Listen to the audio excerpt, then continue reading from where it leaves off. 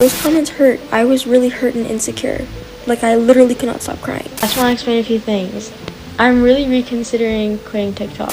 It's just a put a finger down trend.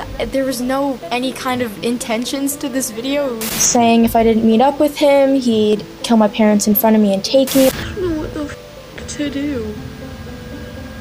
Alright, this is probably one of the more serious videos I've made. Today we're going to be talking about how the negative effects of social media cause someone to legitimately remove themselves from the arcades of the internet while having millions of followers, but not before experiencing harassment, extreme levels of stalking, threats, stress, and anxiety. The mind-boggling fact about this story is that majority of this took place before she even turned 18 years old. Now, you're probably wondering like me, but in light of what's going on recently with the TikTok ban in America, you can consider this a side project of my video essay from last summer on the toxicity of TikTok. Not to mention I also have younger sisters as well. One being part of Ava's year. Knowing that there are dangerous people out in this world made me want to shine light on these horrific events. Lastly, I'm covering her story because, believe it or not, people are still asking to this day what happened to her. So, because this topic is quite serious for my channel, even more than my video from last year, I have to warn you that some of the information you're about to hear can be disturbing and shocking for some viewers. With that in mind, today we're going to be talking about what happened to Ava Rhodes winning.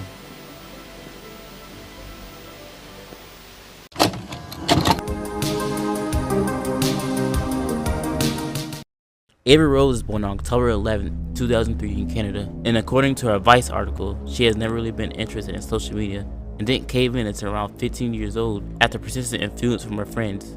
Looking back to some of her past live streams, that fact is actually apparent, as most of her live streams didn't last long, with constant promises of coming back soon. Okay, I'm probably gonna end the live here and chill, but it was nice going live, and I'll try and be more consistent and actually go live more often. Yeah, okay, it was nice to talk to y'all again. I'll let you know how things are going. Yeah, I'll go live soon again. Okay, bye guys. I'll go live more often though. It's pretty fun. I'm so busy all the time and it's so annoying. But she couldn't always deliver on them. In fact, there are some archived live streams of Ava where she addressed leaving TikTok because she really felt the fame and attention wasn't for her. I'm really reconsidering quitting TikTok. And I also want to say that it's not really because of hate. I don't want to put like hate over supporters or anything like that because I love y'all, obviously. Other than that, Ava seemed to get off the ordinary teen influencer vibe in majority of her TikToks and posts. Of course, being a young girl on TikTok, it was almost inevitable for the typical spam comments of creepy people, and if the comments weren't creepy, they were toxic and harmful at times. Now, a person's mind is most sensitive during their terrible twos in their teen years, so seeing the constant negative comments combined with the fact of already not wanting to be that much of a huge public figure in social media, damage was bound to occur. There have been videos of Ava responding to the constant negativity saying that she was hurt or felt insecure. The comments ranged from body shaming to her braces and even sexualizing her. So I wanted to make a video on this because I didn't do it before. Basically, my hair dye and my haircut was not doing me good. I went to LA to film this video, which is now not anywhere on the internet. I had it taken down. And people thought because I looked different that they could just spread a bunch of hate. I don't always look that good. I'm able to look bad. I can look bad when I want to look bad. And it is not for you to judge. Those comments hurt. I was really hurt and insecure. Like, I literally could not stop crying. But I found love in myself, and I hope you do too, because I don't want anyone to go through that. Right now, yeah, I'm trying to get off of TikTok because I think it's just become very toxic. A lot of sexualizing of younger girls and guys. It is there too for guys. I hope y'all know that. We just don't talk about it. Her being only 15 or 16 at the time only made it worse. That's really been my issue with TikTok and social media in general. How parents could just leave their children unmonitored on any platform is just dangerous. I've already said my stance on TikTok and its negative impact on social media, but to summarize, I wasn't that much of a fan of the platform until the 2020 pandemic. It didn't really last long as much as I grew bored of the repetitiveness by early 2022. However, during my time on TikTok, I cannot say for certain that I've heard or saw an Ava Rhodes video. By April 2022, she amassed a total of 2.7 million followers and over 60 million likes before deleting her account due to the increasing issues and the next brutal topic I'm about to go over, the stalking incident. In July 2020, Ava would go through one of the most disastrous periods of her life when she was under constant harassment from a strange follower. At first, the stranger contacted her and her best friend Gabriel with the messages of her home address and wanted to know who she was dating. They originally laughed it off as it was some weird fan. However, this next message unfortunately manifested into reality. I had something planned for Ava. You'll see in the next few months. I'm planning something big. One day while hanging with her friend Gabriel, Ava's cell phone service had temporarily shut off and wasn't able to text her father. It just wouldn't go through. When it did, she was flooded with text messages telling her to check her social media pages. Her Facebook page had a status about her committing suicide, but she hadn't posted that. Turns out the mysterious stalker had actually gotten to all her social media accounts, texts, emails, and even phone contacts. Ava said that the stalker was texting stuff about how he wanted to her and get her. Kind of started off with he messaged me 3 months before he hacked me and my best friend, kind of saying I have something planned. I didn't take it seriously, neither did my best friend. We were kind of just it's some troll trying to scare us, and it wasn't. And he hacked me on my best friend's birthday, and it wasn't really a hack, it was a SIM swap, but hack is just kind of an easier term for people to understand. So he was in all of my socials just posting disgusting things. It was really scary. He was also texting her dad saying she wasn't allowed to leave the house because he was always watching. Just extreme and completely uncalled for threats. But unfortunately, that was just the beginning of this appalling nightmare. The next act that took place turned the situation from harassment to imminent danger. A rock smashed through Ava's mom's car window with the message, "I want to take and impregnate you." It was eventually revealed that Ava fell victim to a SIM swapping act in which the hacker took control of all her accounts, making foul posts and sending inappropriate messages for millions of her fans to see. Ava had no control and could only watch it happen until she settled things with her phone carrier. The stalker even called Ava's parents, demanding to speak to her, and when he called Ava, it was for much more vulgar reasons. It even asked if he could have sex with her. After that, the police ordered Ava to another residency because she couldn't stay at home anymore. It just wasn't safe. But even after staying at a friend's place, the stalker had reached her there, even threatening to kill her parents and abduct her if she went to the police. It was just a never-ending nightmare. Of course, over the next few weeks, Ava would take unexplained breaks on social media. At first, she would avoid going into detail into the topic, but eventually revealed that she wasn't allowed to for her own safety. A lot of people got mad that I was gone for so long, and I never really,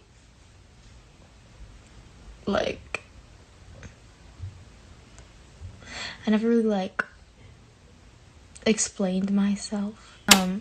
All I'm going to say is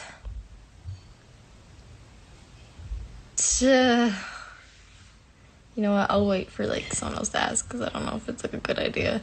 Yeah, I had no choice. I didn't, it wasn't that I chose not to post, it was I was literally not allowed. I was not allowed. When I was hacked, the situation got a lot worse. So,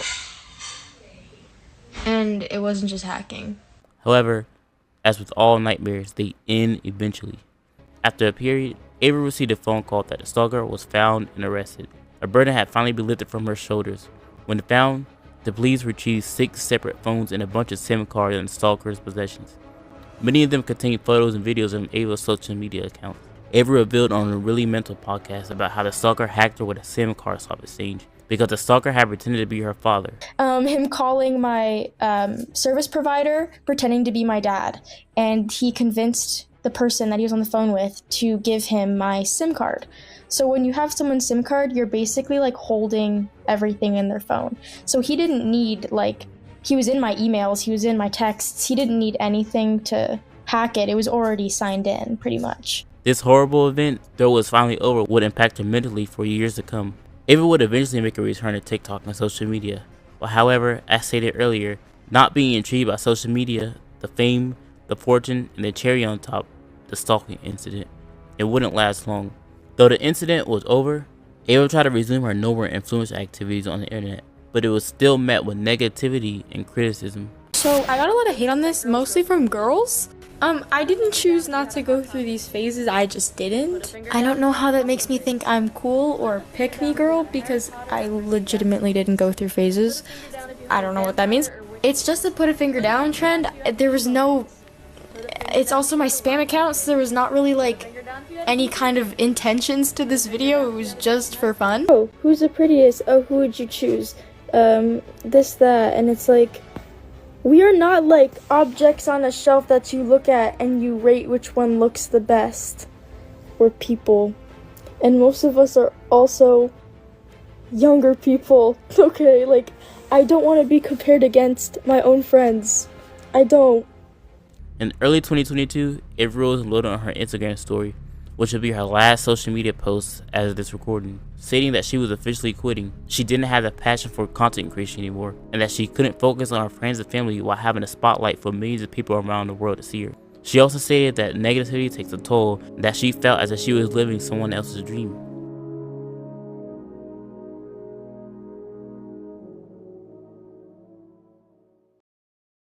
As mentioned earlier, Ava made very rare and brief appearances on social media since 2022. Twice appearing on the Really Mental podcast, where she goes over her stalking experience and how her mental health has evolved since then. And I got something delivered to my house from a stranger today, which was kind of a little shock. So, those things still happen. I think that's why I'm very, always feeling unsafe. So, Ava, how have you been? How is your mental health? Honestly, recently it's been a little difficult, but I've had so much more support than I used to have, which has made it a lot easier. And I definitely have a better way of managing it now. There's also a video on TikTok uploaded by IndyCar in July 2023 which features Ava. Other than that, Ava Rose has successfully become a memory of the early era on TikTok, where only some of her videos can be found scattered across the interwebs. Ava had briefly mentioned on the Really Mental podcast that since her incident, she actually wants to become a therapist and help others. What do you see as a career for you? I want to be a therapist. I really want to help people. That's so cool. Yeah, I think especially after everything, I really want to help people. She seems very open to talking about her incident, how she's learned from it, and her mental health since then. In conclusion, I believe a story like this will perfectly summarize my stance on TikTok and social media. It's stories like these where I can easily see why a lot of creators take freaking breaks. Corey Kenshin, for example, one of the greatest influences in my life. Is his story different from Ava's? There's no possible way that I can retire. And while I'm sure that's great news to some people, it kind of feels like I'm playing with the feelings of other people. Along the way, you build your community and everything's fine. Everything's peachy. Everyone loves you. Man, your reach extends further than the people that know you, i.e., you get clips going viral and then people that have never seen you before judge you. All of a sudden, you go down in those comments and it's not everybody telling you that they love you anymore. It's, this guy sucks, or this y'all favorite YouTuber. I hope Ava's story brings more awareness to the danger of social media and how taxing it can be. No matter how old you are, it's important to stay safe and always check in on one another. No matter how silly that sounds, always check in on your family and your friends so they never have to go through any battles alone. As for Ava, I hope she does well in her future opportunities in this world. For someone who never wanted to be in the spotlight in the first place, dealing with life-altering events that no one should experience in their lifetime, she's a warrior for bearing through it all. My end goal from this video was to hopefully clarify Ava's story and the confusion of the disappearance of the once viral TikTok megastar.